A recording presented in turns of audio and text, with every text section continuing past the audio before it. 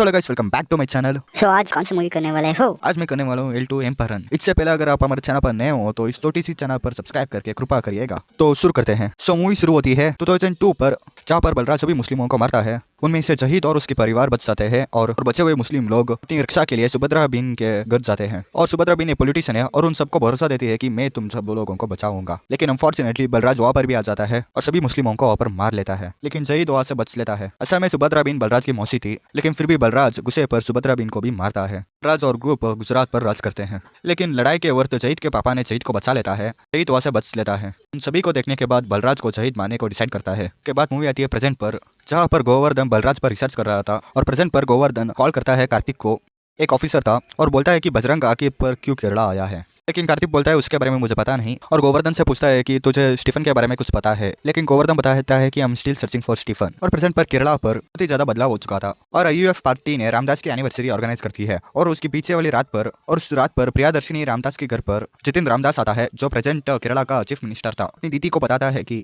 कल रामदास की एनिवर्सरी पर मैं एक नया प्रिंसिपल अनाउंस करने वाला हूँ। और प्रियादर्शिनी रामदास बोलती है कि चाहे तुम जो भी प्रिंसिपल अनाउंस करो वो जनता की भलाई के लिए होना चाहिए। और अगले दिन जब जितिन अपना भाषण शुरू करने को जाता है, तब सभी पार्टियां और सभी लोग क्यूरियस होता है कि आखिर जितिन क्या करने वाला है।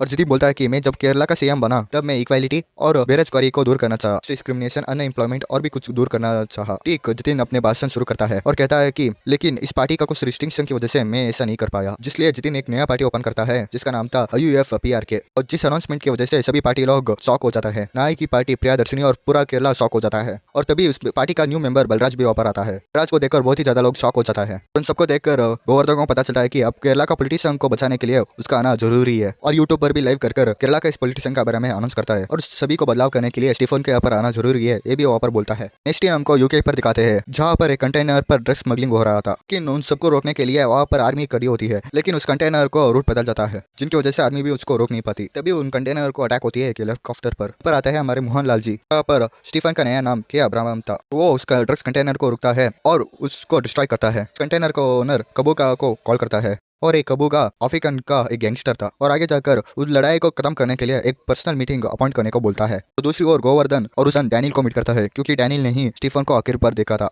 और ये डैनियल न्यूयॉर्क पर स्मगलिंग करता था। और डैनियल को बताता है कि केरला को पॉलिटिक्स बचाने के लिए स्टीफन का आना जरूरी है। और इसलिए डैनियल गोवर्धन को बेहोश करते हुए स्टीफन के पास ले आता है, और गोवर्धन स्टीफन वहाँ पर मीट करते हैं। लेकिन अब स्टीफन का नाम के अब्राहम था। और गोवर्धन बोलता है कि तुम कब आने वाले हो क्या? लेकिन स्टीफन कुछ भी नहीं बोलता। लेकिन गोवर्धन आखिरी बार एक सवाल पूछता है कि तुम्हारा असली नाम क्या है? और स्टीफन बोलता है कि जगह जगह पर मुझे एक एक नाम पर बुलाते हैं, लेकिन मुझे ये नाम पसंद है जो तुमने दिया, लूसीफर। और नेक्स्ट पर बलराज उसको बाई को इलेक्शन पर खड़ा करता है। और दूसरी ओर हमारे CM साहब स्टीफन को ढूंढने में लगते हैं। लेकिन कार्तिक बोलता है कि तुम स्टीफन से क्यों डरते हो, वो आफ्टर ऑल एक मेरे ही था ना। और हमारे CM साहब बताता है कि आज मैं CM बना हूँ तो उसकी वजह से वो एक ही है जो पूरा पॉलिटिक्स पर कंट्रोल कर सकता है और कोई भी उसको अपोज नहीं कर सकता, इसलिए वो हमारे साथ हो तो हम कुछ भी कर सकते हैं। भाई आखिरकार हमारे हीरो का नाम क्या है? इस मूवी पर मोहनलाल जी को स्टीफन बुलाते हैं, लूसीफर बुलाते हैं, और अब्राहम भी बुलाते हैं, और हमारे विलन साहब को बजरंगी बुलाते हैं, और बलराज पाटिल भी बुलाते हैं। और दूसरा ओर UK एजेंट ने कुबुका को पकड़ने के लिए ढूंढते रहते थे, और उन एजेंट में से एक एंड्रिया, जो अब्राहम का थ्रू कुबुका को पकड़ने का प्लान करती थी, जगह पर अब्राहम को बुलाता है। और जिसकी वजह से एड्रिया और उसकी टीम अब्राहम का पीछा करता है और उस जगह पर पहुंच जाते हैं। और अब्राहम और कबूगा एक बड़ी सी बंगल के अंदर जाते हैं, और कबूगा अब्राहम को ऊपर ही मारने के लिए गन उठाता है। एड्रिया उस बंगले के अंदर जाने की कोशिश करती है, और तभी वहाँ पर बड़ी सी ब्लास्ट होती है, और उस बंगले के अंदर जाने से पहले ही एड्रिया ने अब्राहम का चेहरा दिखती है। होने के बाद सभी न्यूज चैनल पर स्टीफन के मारने की न्यूज फैल जाती है, जिनकी वजह से पूरी की पूरी IUF पार्टी दुखी होते हैं। और जिन बात से प्रियदर्शिनी रामदास भी दुखी थी। नेंडमपल्ली पर IUF पार्टी का एक फंक्शन था। प्रियदर्शिनी को उस फंक्शन पर चीफ गेस्ट के लिए बुलाते हैं, और जितिन तभी प्रियदर्शिनी को फोन करता है और उस जगह पर जाने से इनकार करता है कि स्टीफन के जाने की वजह से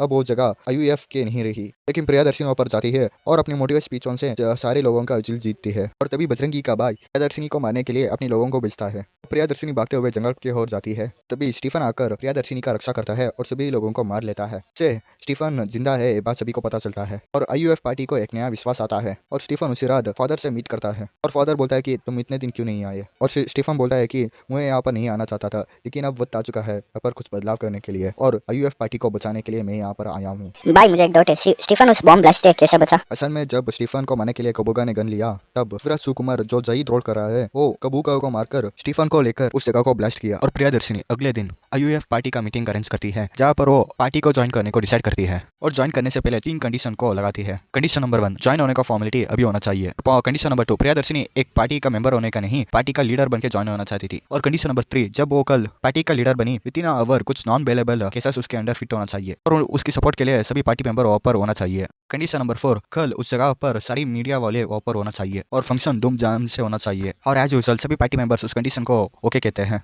और फाइनली फंक्शन के दिन प्रियदर्शिनी अपने पापा पीके रामदास का गाड़ी पर आती है और अपनी मोटिवेट स्पीच शुरू करती है।